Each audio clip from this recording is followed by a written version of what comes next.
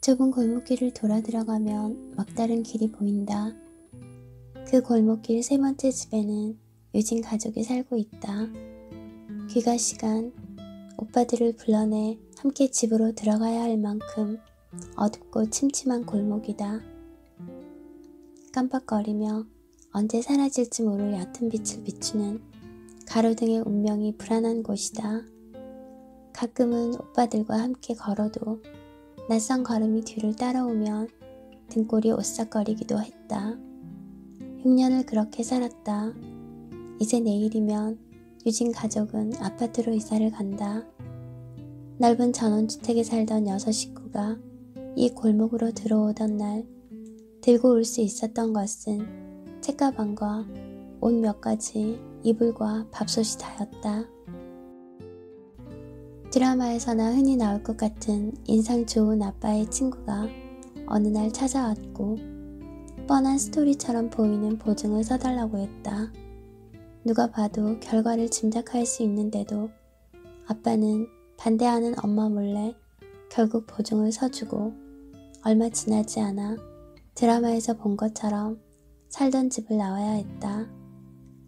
다행히 막장 드라마 같은 데서 보던 더 큰 불행은 없었다. 오래된 낡은 집이었지만 방이 2개가 있었고 부엌이라고 불러야 할 것 같은 모양을 한 좁은 공간도 따로 있었다.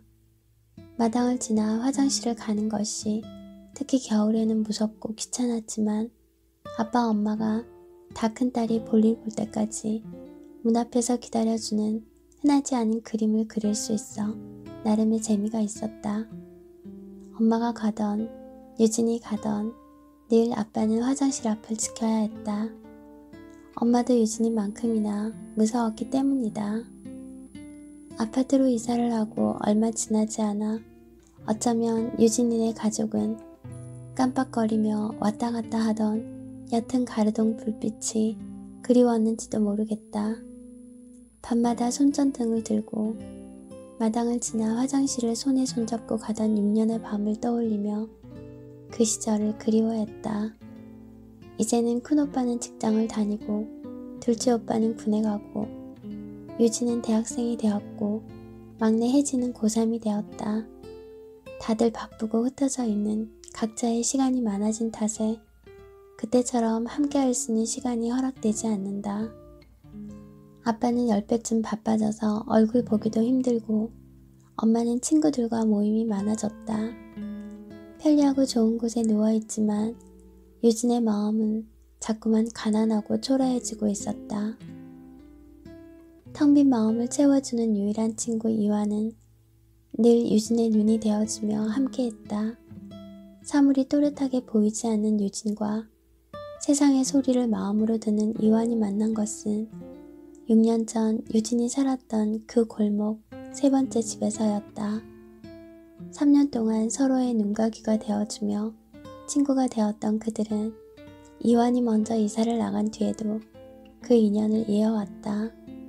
그리고 함께 나란히 대학에 입학했다. 같은 과를 선택한 것도 유진과 이완의 계획된 진로였다. 보이지 않고 들리지 않는 두 사람이 처음 소통을 할 때는 어려움도 많았다. 유진의 말을 듣기 위해 이완은 입모양을 보고 듣는 법을 익혔고 듣지 못하는 이완을 위해 유진은 말을 천천히 하는 습관을 들였다. 처음에는 이완과 유진 사이에 혜진이 소통의 도구가 되어 주었다. 이완이 글씨를 쓰면 유진에게 읽어주고 유진이 말을 하면 다시 이완에게 글로 전달했다. 1년이 지나고 이완과 유진은 혜진이 없어도 서로 소통할 수 있게 되었다. 유진의 말을 입모양을 보고 이완이 듣게 되었고 중도 실명을 한 유진은 점자뿐만 아니라 글자로도 소통할 수 있었기 때문이다. 서로에게 좋은 인연이 생기도록 응원해 주자던 유진과 이완의 우정은 대학 2학년이 시작될 무렵 다른 모양으로 바뀌기 시작했다. 잘생기고 멋진 이완에게 관심을 보이는 여학생이 나타났다. 축하해 주어야 하는데 유진의 마음은 자꾸만 바닥으로 가라앉았다. 넌 내게 할 말 없어? 무슨 말? 잘해보라고 응원해줄까? 그러고 싶어? 난 너랑 있을 때가 제일 편해. 내 소원이 있는데 그게 뭔지 알아? 뭔데? 네 목소리를 한 번만이라도 들을 수 있다면 좋겠다는 생각 많이 했었어. 이완아, 넌 나랑 소원도 같았구나. 난 딱 한 번만이라도 좋으니 네 얼굴을 자세히 보는 거였어. 서로를 향한 속내를 드러내고 이들이 원하는 바람이 이루어지는 기적은 이들에게 일어나지 않았지만 서로를 이해하고 아끼고 사랑하는 마음은 더 깊어졌다. 나 소원이 바뀌었어. 응? 뭔데?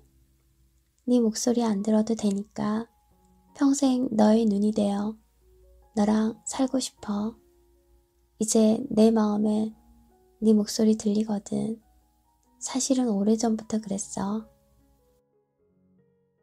나도 소원 바꿀게.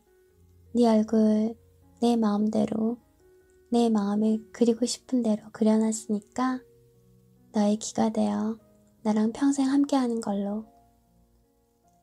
두 손을 마주 잡은 이완과 유진의 미소가 아름답다.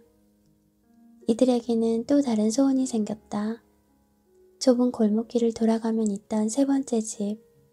결혼하면 꼭 그곳에서 신혼을 보내고 싶다는 것이다.